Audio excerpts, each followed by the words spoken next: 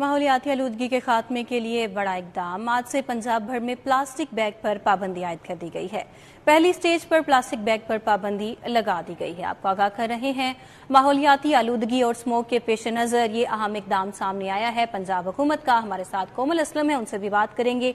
कोमल, आगाह कीजिए, क्या डिटेल्स हैं? अभी पहला फेज इसका स्टार्ट हुआ है पाबंदी लगाने का प्लास्टिक बैग पर। जी बिल्कुल, जैसा कि हम जानते हैं कि 5 जून का वर्ल्ड इन्वायरमेंटल डे मनाया जाता है और इस दिन जो है वो कोई ना कोई थीम भी मुख्तस किया जाता है और बेसिक पर्पस ये होता है कि माहौल दोस्त के लिए बेहतरी लाई जाए, बेहतरी इकदाम के लिए जो है वो कोशिशें की जाएं। और पंजाब हुकूमत का जो है वो इस दफ़ा इकदाम उठाया गया है कि प्लास्टिक बैग के इस्तेमाल को प्रॉपर तरीके से जो है वो ख़त्म करना होगा। पाबंदी आयद कर दी गई है। पहला फेज जो है वो इसकी जितनी ज़्यादा प्रोडक्शन हो रही है उस पर कमी लाना है। इस पर बात करने के लिए मेरे साथ डीजी माहौलियात मौजूद हैं और इमरान शेख साहब की तरफ बढ़ते। सर बताइएगा कि क्या पाबंदी लगाई गई है, किस तरह इस पर अमल दरामद होगा, क्या कहना चाहिए? देखिए, प्लास्टिक जो बैग्स हैं आपके इल्म में है कि हमारे माहौल के लिए एक बहुत बड़ा चैलेंज बन गए हुए हैं। तो फर्स्ट फेज में जो 75 माइक्रोन से छोटे बैग्स हैं उनकी प्रोडक्शन, सेल, डिस्ट्रीब्यूशन, हर चीज़ को बैन कर दिया गया है। और आज से जो है हमारी टीमें पूरे पंजाब में निकल रही हैं और जितने कमर्शियल सेंटर्स में ये इस किस्म के बैग्स हैं, चूँकि 1 महीने से हमने एक अवेयरनेस कैंपेन चलाई हुई थी, तो आज वो कॉन्फिस्केशन हम स्टार्ट कर रहे हैं कमर्शियल सेंटर से, यानी रिटेलर्स से। और इसके अलावा जो डिस्ट्रीब्यूटर्स और जो प्रोड्यूसर्स हैं उनको 45 डेज का टाइम दिया गया है कि वो उनका जो एग्जिस्टिंग स्टॉक पड़ा हुआ है उसको वो माहौल दोस्त तरीके से तल्फ कर दें। और 45 दिन के बाद पूरे पंजाब के अंदर आपको ना प्रोडक्शन साइड पे, ना डिस्ट्रीब्यूशन साइड पे और ना रिटेल साइड पे 75 माइक्रोन से छोटा बैग नजर आएगा। और जो भी इस वक्त 75 माइक्रोन से कम बैग इस्तेमाल करता हुआ दुकानदार पाया गया उसको जुर्माना भी होगा, उसकी सीलिंग्स भी हो सकती हैं उसकी दुकान की, और उसमें अरेस्ट भी हो सकते हैं। जी बिल्कुल, अरेस्टिंग का अमल भी जो है वो भी किया जाएगा। और इसी के साथ साथ जो है वो ये भी बताया गया है कि प्लास्टिक बैग जो है वो अब तक 15 माइक्रोन का सेल आउट हो रहा था, जिसकी वजह से जो है हमने देखा कि हमारा माहौल बहुत बुरे तरीके से मुतासिर हुआ है। और अब जो है वो महकमा माहौलियात पंजाब की जानिब से इकदाम उठाया गया। महकमा माहौलियात पंजाब ने ये इकदाम उठाया है। कोमल, आपका बहुत शुक्रिया, आपने आगाह किया इस बारे में। पंजाब हुकूमत ने सब्सिडी कीमत में बजट का हजम बढ़ा दिया। आइंदा साल में हुकूमत 72 अरब रुपए सब्सिडी मुख्तस करेगी। ट्रांसपोर्ट कीमत में सब्सिडी 24.3 अरब रुपए रखी जाएगी, जबकि ट्रांसपोर्ट में ऑरेंज ट्रेन, मेट्रो बसेस और दीगर सर्विसेज पर भी सब्सिडी दी जाएगी। मजीद जानते हैं इस बारे में अली रामे से। अली रामे, आगाह कीजिए।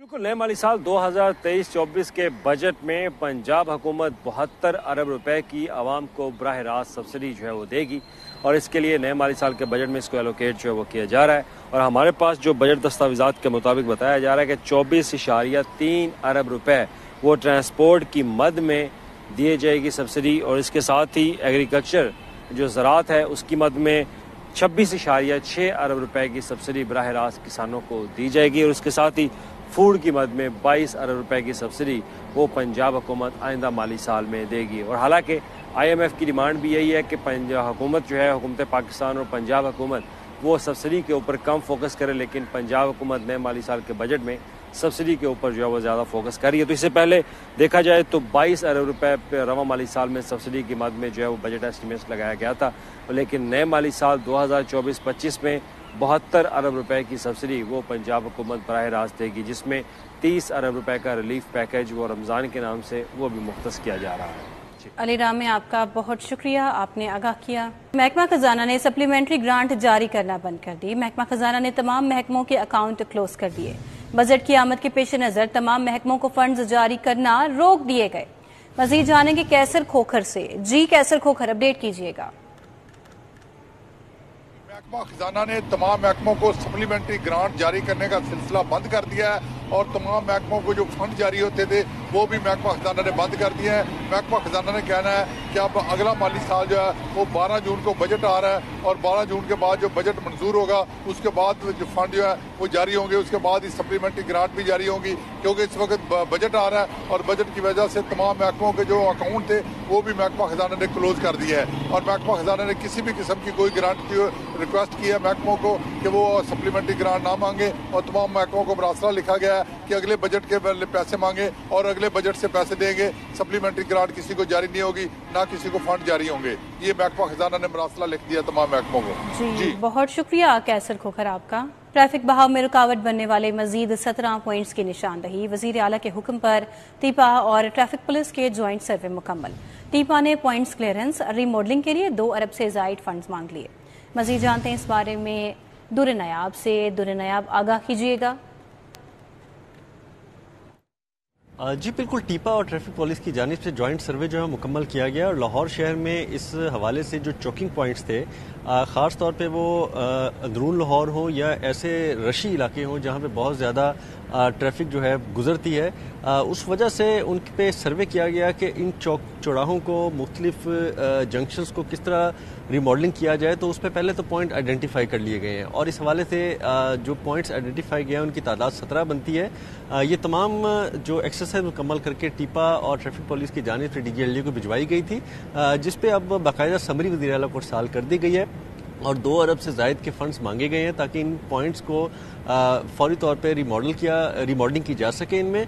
और इन पॉइंट्स के लिए ना सिर्फ रिमॉडलिंग बल्कि जो चौक चौराहों की कारपेटिंग और उसके साथ अगर इशारे वहाँ नस्ब होने हैं वो भी, कर्ब स्टोन लगने हैं वो भी लगाए जाने चाहिए। और इस हवाले से सारा एक प्लान बना के समरी जो है वो DGLD ने वज़ीर आला को मंजूरी के लिए अरसाल की, जिसमें इस्तदा किया कि ये फ़ंड इसी रवा माली साल में जारी किए जाएँ। और अगर वहाँ पर रिमॉडलिंग नहीं की गई तो ट्रैफिक की बहुत ज़्यादा मसाइल का सामना करना पड़ सकता है।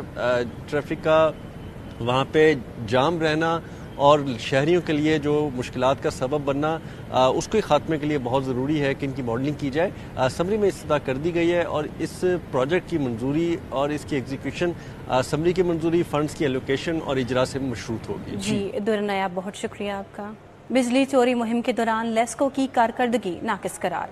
हुकूमत ने नाकिस कारकर्दगी पर लेस्को चीफ को मुरासला भिजवा दिया। महकमे ने वजारत पावर डिवीजन को लेस्को की नाकिस कारकर्दगी से आगाह किया। मजीद जानते हैं इस मामले पर शाहिद नदीम सिप्रा से। शाहिद सिप्रा, अपडेट कीजिए।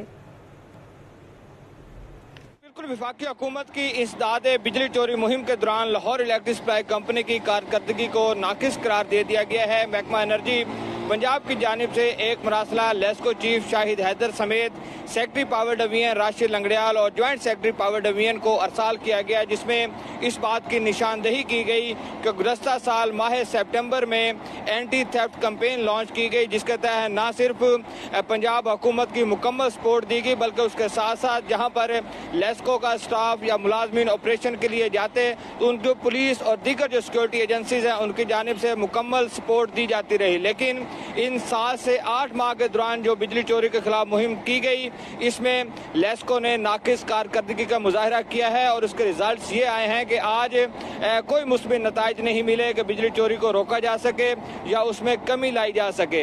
ये वादे कर दूं कि आज से 2 रोज कबल वजीर आला पंजाब मरियम नवाज शरीफ की जानिब से भी एक इजलास तलब किया गया था, जिसमें लेस्को समेत दीगर तकसीम कार कंपनियों के आला अफसरान को ऑन बोर्ड लिया गया और उसमें कारकर्दगी का जायजा लिया गया। लेकिन उससे कबल पंजाब हुकूमत के एनर्जी डिपार्टमेंट की जानिब से न सिर्फ वजारत पावर डिवीजन को बल्कि उसके साथ। जी बहुत शुक्रिया शाहिद सिप्रा, आपने अपडेट किया। गिरां फरोश माफिया की जानिब से अज़खुद कीमतें बढ़ाने का सिलसिला जारी। दूध, दही और गोश्त की कीमतें पहले ही सरकारी रेट लिस्ट के मुताबिक नहीं है। मजीद क्या सूरत हाल है, शहजाद खान हमें आगाह करेंगे। शहजाद, बताइए किन रेट्स पर बेची जा रही हैं चीज़ें? एक तो महंगाई है और ऊपर से गिरां फरोशों ने शहरियों की ज़िंदगी अजीरन कर रखी है। जो बुनियादी अशिया ज़रूरियाँ हैं उनकी कीमतों में गिरां फरोशों की जानब से आज खुद इजाफे का सिलसिला जारी है।